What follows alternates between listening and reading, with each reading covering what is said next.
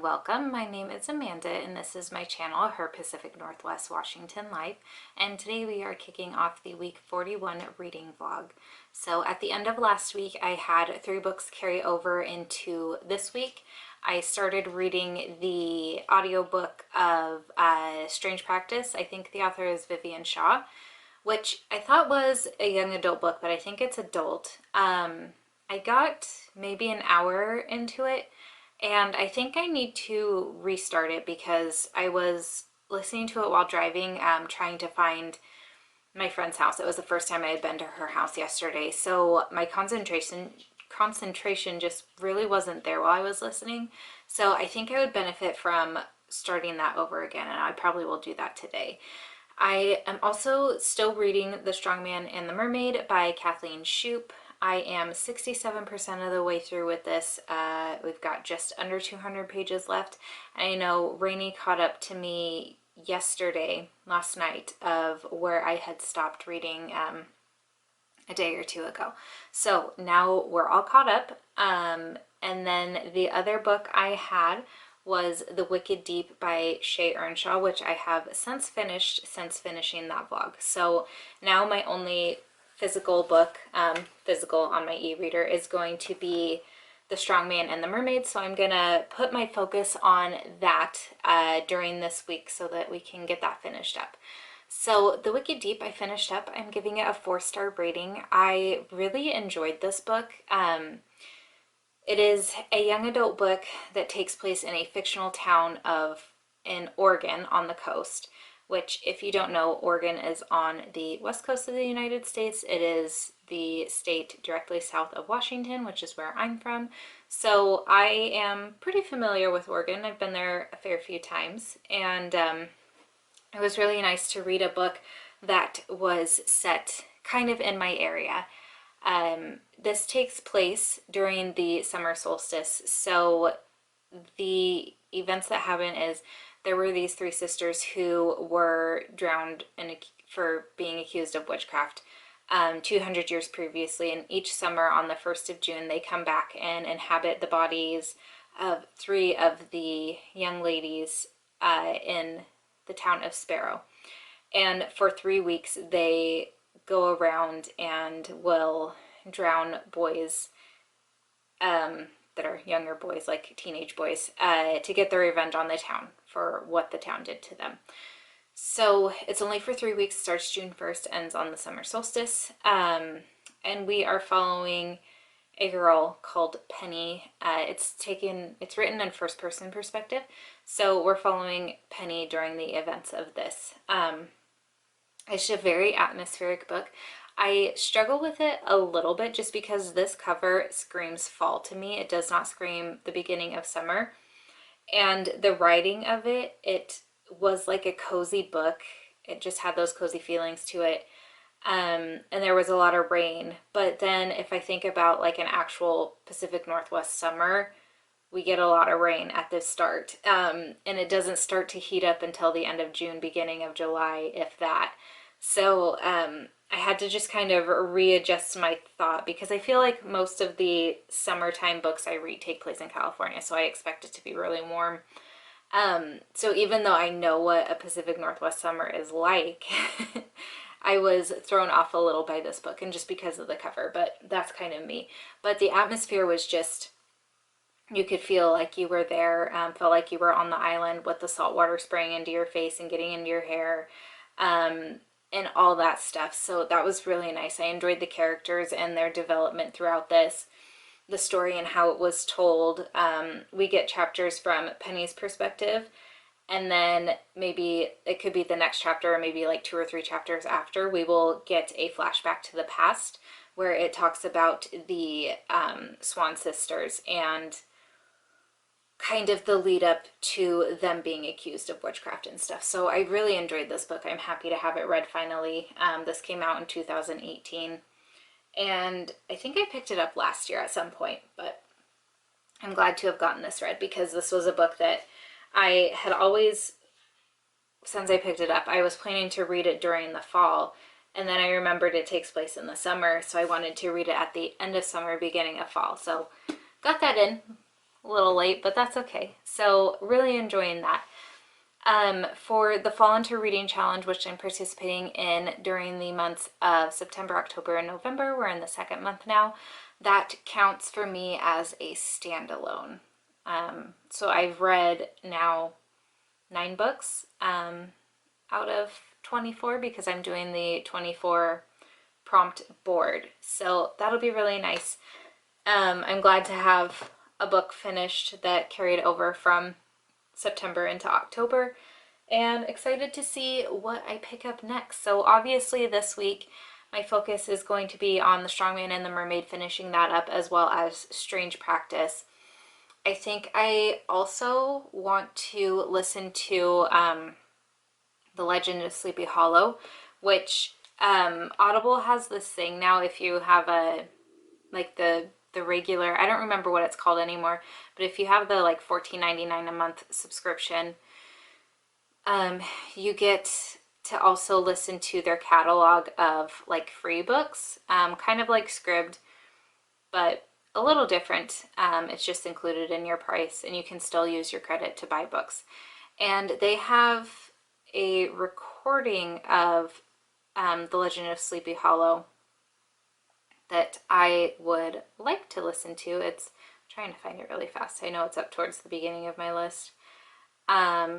It is an hour and 17 minutes. So I will probably definitely have time to squeeze that in this weekend. I also will probably finish The Strongman and the Mermaid towards the beginning of the week, and so I'll need another physical book to pick up, and I think I might go for a middle grade book. I have The Halloween Tree and The Witches. I think I might pick up The Witches first by Roald Dahl, and I'll wait for The Halloween Tree for closer to Halloween, towards the end of the month. So I think that's the plan. Those are the books that I would like to pick up this week, but we'll see. We've got a bit of a busy week coming up, a busy weekend definitely. Weather permitting, I think we're going golfing with the neighbors, and we are also going to the pumpkin patch with my brother and his girlfriend. So that's going to be a lot of fun things to look forward to. But I'm going to get back to it, and if I have any more updates for you, I will definitely check in at some point. I just received my September Gear box, and I actually like a majority of the items in it, so I figured I would share those with you really quickly. The shirt this time is a St. Mungo's shirt. It just says St. Mungo's Hospital for maladies and injuries, and it's got Diagon Alley on it and everything. So I think that's okay. It's not too bad. It's got the caduceus and all that stuff there. So I mean, I wear those shirts pretty much everywhere. They're really comfortable, but mostly around the house just because I work from home. So that one's pretty nice. We also got this Thestro pin. It's an enamel pin, and it's got this pretty, like, it's kind of opalescent looking, just like blue enamel, I guess you would call that, in there. But that's a pretty nice one. It's got the silver hardware and then just one pin on the back. The charm this time is the Night Bus. I don't like these. I think these are just so childish and cheap looking. But I'll just continue collecting them, and at some point I'll give them away. And then we got this replica. It's another, like, I don't know what these are, if these are like a resin or what type of plastic, but it's a replica of Hagrid's flute from Chamber of Secrets, when he accidentally tells the trio how to put Fluffy to sleep. I think it's funny though, there's no hole on the top, and I know like in the movie he plays it like this, so you can't play it. So it's literally just a plastic flute. And you guys know how I feel about these plastic gifts. It took me a while to remember what this was even for. And then the only thing I could think of was Hagrid had a flute at some point. So I don't know. I probably won't keep this because if people look at this, like, I like the subtle things that scream Harry Potter, like if you're a fan and you know, but this just,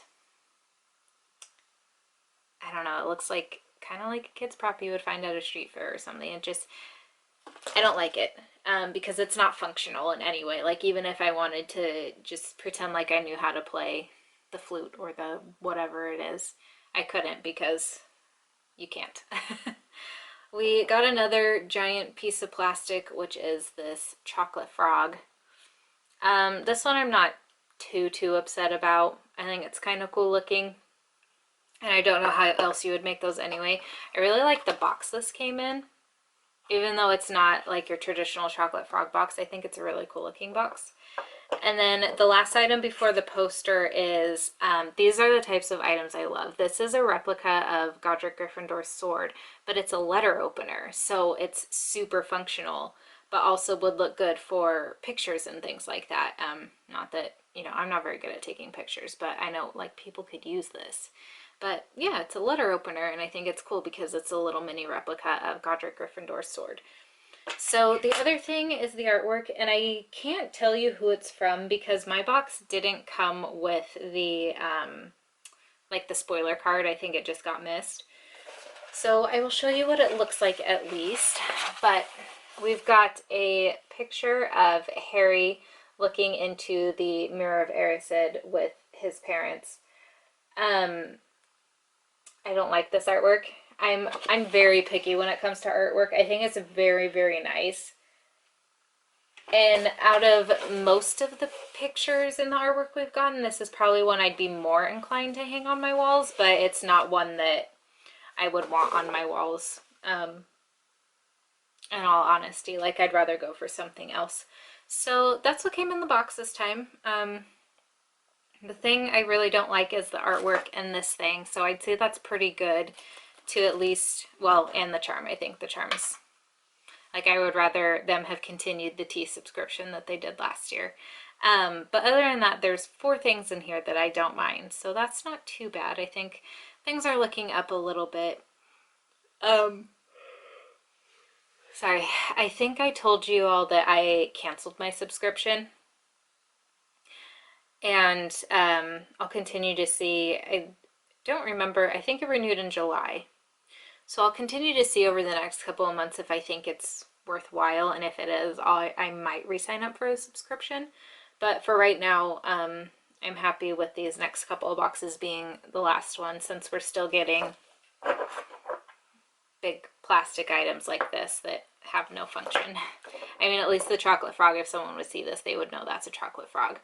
But yeah, that's that for now. So I'm gonna get back to it, and we'll check in with you. Oh, I also got a package from Amazon, and I got The Turn of the Key by Ruth Ware, which is my next buddy read. This is I'm doing with Eric at the channel Break Even Books, and I let him know that it was arriving today. So I'm not sure when we're gonna start that, but it might be this week. Sorry again. Hopefully that one won't scare me too much, but yeah, I will let you know what else happens as things happen. I'm feeling a little run down and tired today. Probably because I stayed up late-ish finishing The Strong Moon and the Mermaid. But I only had 20% left, so I just really wanted to finish it last night, and I did. But I feel like I'm paying for it now. I'm not wearing any sort of makeup today, partly because the mascara I bought, I think, is bothering my eyes a little bit. Even though it's brand new, I think it just, I don't know if it's the formula or if it's just flaky or what, but it was really bothering me yesterday, so I'm just feeling a little sleepy, looking a little sleepy, but I am glad that I finished The Strong Moon and the Mermaid last night. I really ended up enjoying it. I feel like the ending was a bit rushed. There was so much lead up to and build up of like Mary's background and Lucas's background separately, that when they finally came together, it seemed like things happened really quickly. And I don't know if that was true that things happen that way, or if that was just kind of the pacing the author wanted to take for the book. But I enjoyed it. I was very frustrated with Mary's family by the end, but I thought it was a sweet ending with just where Mary and Lucas were and things like that. So 4-star rating. And when I got to the end of the book, I noticed, well, I was reading the the pages at the end. I don't remember what page it was on exactly, but there was a mention that Kathleen Shoup was writing another book. I think it's called The Magician, which is on Stan Musial, who is the son of Mary and Lucas. So I don't know at what point that book is going to pick up the story, whether it's going to be after Stan has already been born and his journey, or whether it's going to be like as he's getting into baseball and things like that. Strongman and the Mermaid came out February of this year. It was, no, 29, it might have been February of 2019. And I looked on Goodreads and I don't see anything for The Magicians yet, but I'll keep my eyes peeled on it because I'm definitely interested in following more stories that take place in this town in Pennsylvania. So that'll be really fun to kind of anticipate and keep my eyes open for. I really want to get into more of Kathleen Shoup's books as well. I just don't really know where to start. I think she's got a series, something about letters, and I think I would like that, but I'm not 100% certain. I know Rainey wants to read more of her books as well. I don't know if all of them take place in Pennsylvania, since that's where Kathleen Shoup is from, or where she currently lives. But it'd be fun to kind of look into other series by her that we want to read. Yesterday was my violin lesson, and I left early because I had to take an Amazon return to the UPS store, and then I was gonna go to the bank but realized I needed cash for the pumpkin patch this weekend, so I didn't end up going to make a deposit. So I had way more time on my hands by the time I got up to the town that my violin teacher lives, and there's this chocolate shop, confectionery shop that I found. The Tacoma Dome, which is in Tacoma, does an annual holiday food and gift festival, and this is where I found the confection shop for the first time because they do caramel apples, but I know the holiday food and gift festival is not going on this year. So I decided, because I pass the shop every Tuesday on my way to and from my teacher's house, that I was gonna stop and get a caramel apple for dessert. So I wasn't adventurous or anything. This is the one I always get. It is the Everything Nice. It's just, you've got a green apple, it's got caramel underneath, rolled in cinnamon, maybe cinnamon and sugar, and then it's got white chocolate drizzled all over it. It's so good. I love caramel apples, just like a plain caramel apple, but I usually want something a bit more fancy. I just don't want it to be like covered in stuff. Like, I think they do like a Rocky Road one that probably has like peanuts and marshmallows hanging off of it. So I like something simple but a little extra. So I'm really excited to have that. I'm gonna try and hold off on eating it until Friday, and I think that'll be mine and Maddie's dessert Friday night, because I think he'll appreciate being able to have some. Skylar doesn't want any, which is totally fine. Sorry. But yeah, so that's a fun thing I did yesterday. And then since I finished my physical book, I messaged Eric to see if he was ready to start the buddy read, and he also finished his novella yesterday. We're going to pause because the mailman's here and the dogs are going to go absolutely bonkers. Both the dogs have spray collars on now, so hopefully we can make it through this really quickly. So Eric also finished his book that he was reading last night. So we messaged this morning and are both ready to start The Turn of the Key by Ruth Ware. What I know about this is I believe there was a nanny, I think this one takes place in Scotland, who was accused of, I believe, killing the kids that she was nannying for. And I think most of this is told through letters that she is writing to either a lawyer or someone of that similar profession. I don't know exactly. So I'm not sure if the whole thing is going to be told in letters and her point of view that way, or if we're going to also flash back in time to what was happening to lead up to the events. So I'm hoping this isn't too spooky. We'll see. At this point, I don't have any theories as to whether she is guilty or not. And if not, how the kids unfortunately were killed. So we shall see what this is like. It's it's like a 330 page audio, not audiobook, novel. So it should be fairly quick, I think. It's 336 pages. And a lot of this is letters, so I think it's pretty short chapters, so it'll be easy to just keep reading and things like that. But I've only read the first couple of pages where she's starting letters to the Mr. Wrexham to get his help, but I haven't gotten any further, so looking forward to getting a big chunk of this read and seeing how that goes.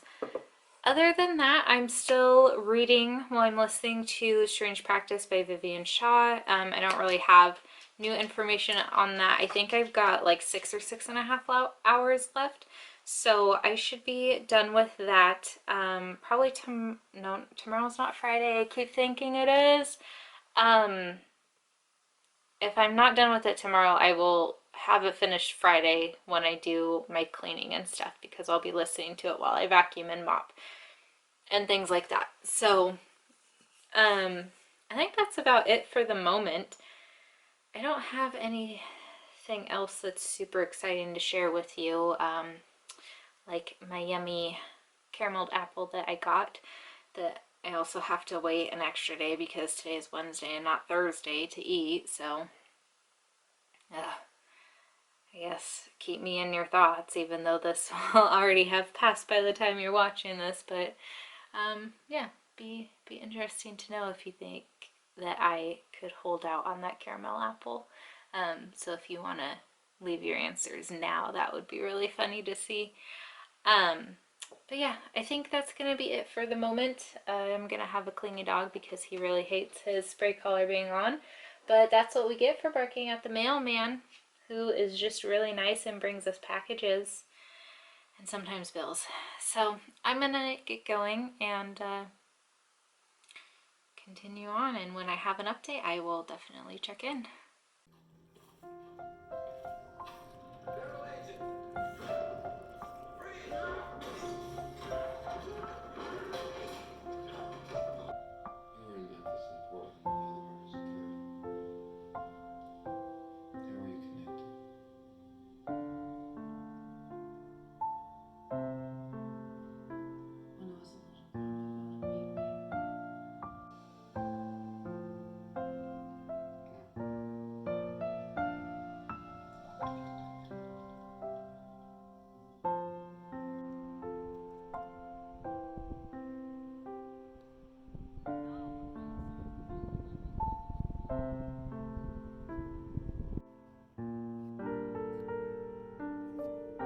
You got robbed on that one.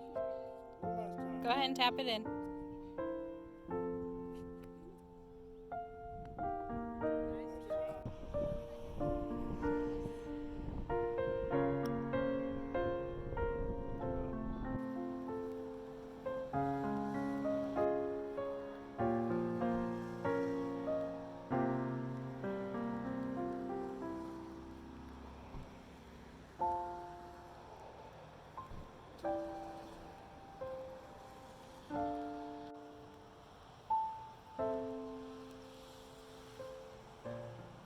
to make this quick because I've only got 3% on my battery. So it's the end of another weekly reading vlog, and today, this week has been fairly successful. I finished The Wicked Deep Monday, The Strong Man and the Mermaid on Tuesday, and then I've got about 30 minutes left of Strange Practice in the audiobook, so I'm gonna finish that while I am exporting my video here and getting it ready to upload.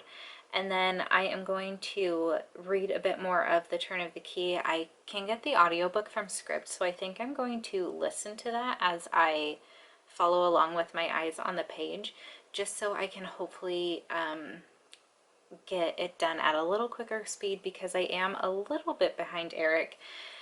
I'm just not having the amount of time in the evenings as I normally would before I picked up my second job, and also this book is kind of spooking me. Haunted houses are creepy to me, and I don't know if that's what's going on with this book, but that's what it might be a red herring, but that's kind of what it's pushing us towards, is maybe there's something supernatural or paranormal going on in the house. But again, not 100% sure with that. So it's making me a little bit scared, just because I have to get up in the middle of the night just about every single night to let the dogs out to use the bathroom, and it's dark and I'm a fraidy cat. So we'll see how that goes, but I think paired with the audiobook I might be able to get it done just a little bit quicker. Other than that, I know the last couple minutes of this vlog have just been a bunch of b-roll, and I really haven't talked to you since Wednesday, but Saturday we did end up get to go golfing with our neighbors. We were originally planning to go around 10 a.m. and it was raining, so we pushed it back about 2 hours and we're able to go. The sun came out. It was just a beautiful day, so we got lots of fresh air, vitamin D, and some exercise and stuff, so that was really nice. It was my, Skylar and Maddie's first time actually golfing, and Maddie did a really good job, so we were really super impressed, because his hand-eye coordination with like baseball and soccer are just not very good, and he can't throw a ball worth a darn, so we were super impressed at how good he actually was with golf. So definitely something we're going to continue to do with him. Probably do the driving range a couple times during the winter season, the fall and winter season, because that's something we can keep dry doing, but also get out of the house and get some fresh air. And get some energy out. So that's what we're looking forward to a lot. And then today I took my pre-assessment for project management, and that went really well. So I'm going to get my assessment scheduled for maybe Wednesday. And then we went to a local produce stand to get pumpkins, which was really nice, just to be able to support a small local business. I also got some giant green apples and some caramel dip, so I'm really looking forward to that. But yeah, that's pretty much it for this week. It was really nice to just have time with some people we really enjoy being around and get some good books read at the same time. So as always, I would love to know what you got up to this weekend, and if you feel so inclined, please do let me know down in the comments below, and I will chat with you there until my next video. Bye!